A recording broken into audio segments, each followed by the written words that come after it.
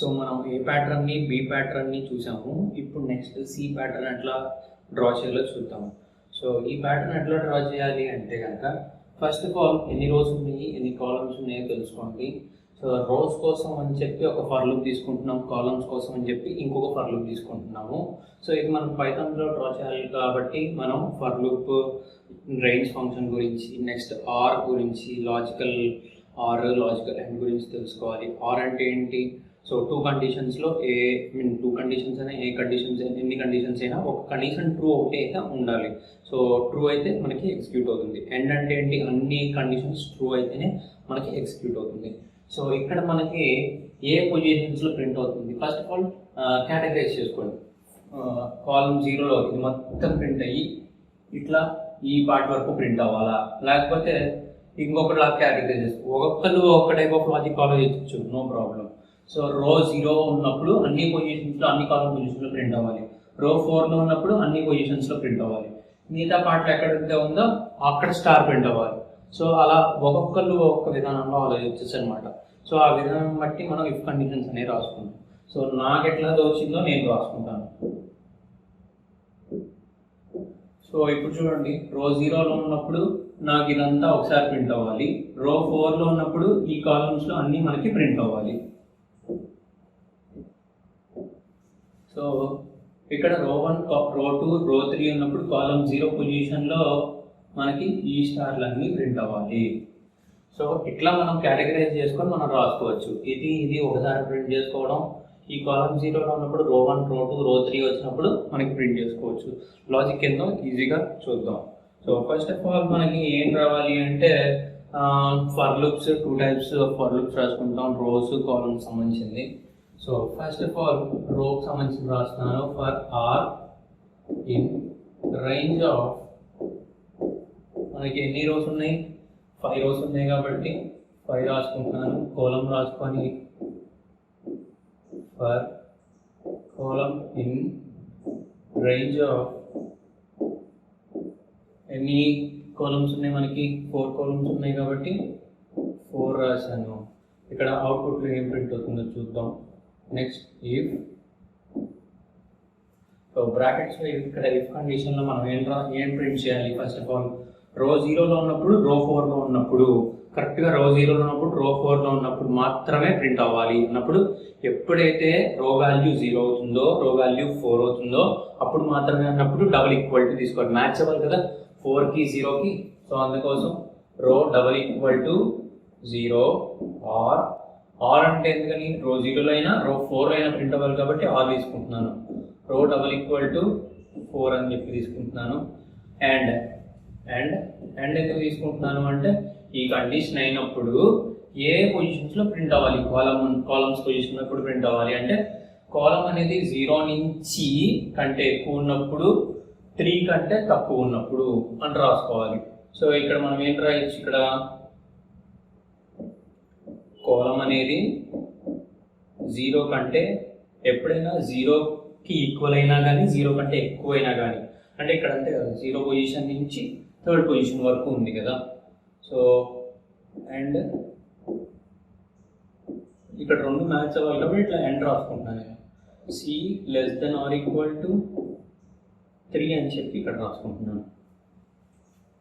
So ఈ పొజిషన్స్లో మనకి print అవుతాయి. సో ఈ హోల్ బ్రాకెట్ దీన్ని. సో ఈ లాజిక్ రాసిన మొత్తం ఈ రెడ్ కలర్ లైన్స్లో ఉన్నాయి కదా. సో అంటే కాలమ్ అనేది 0 కంటే ఎక్కువ ఉన్నప్పుడు, 3rd కంటే తక్కువ ఉన్నప్పుడు, 0, 4 కంటే ఎప్పుడైతే ఉన్నదో ఆ ప్యాటర్న్స్ అనేవి ఇట్లా మనకి ఇక్కడ ప్రింట్ అవుతాయి. నెక్స్ట్ కాలమ్ 0లో మనకి రో 0, రో 4 కాకుండా రో 1, రో 2, రో 3 ఎప్పుడైతే మ్యాచ్ అవుతాయో కాలమ్ 0 పొజిషన్స్లో మాత్రమే ప్రింట్ అవ్వాలి అని రాసుకుంటున్నాను.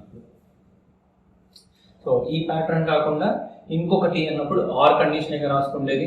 ఆర్ ఈ కాకుండా ఇంకొకటి అన్నప్పుడు ఆర్ రాసుకుంటాం. అది ఇది 2 మ్యాచ్ అవ్వాలి అంటే ఎండ్ రాసుకుంటాం. సో ఇంకోటి రాసుకుంటున్నాం కాబట్టి ఆర్ అని రాసుకుంటున్నాను. సో ఇప్పుడు రో 1, రో 2, రో 3 మ్యాచ్ అవ్వాలి. ఇక్కడ రో 1 ఆర్ రో 2 కానీ ఆర్ రో 3 కానీ మ్యాచ్ అయినప్పుడు